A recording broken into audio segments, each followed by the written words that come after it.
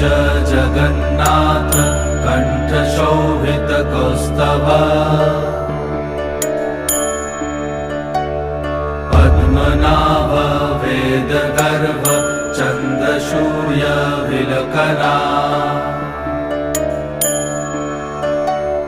Jagannath Loknath नीलाद्रीश परहरि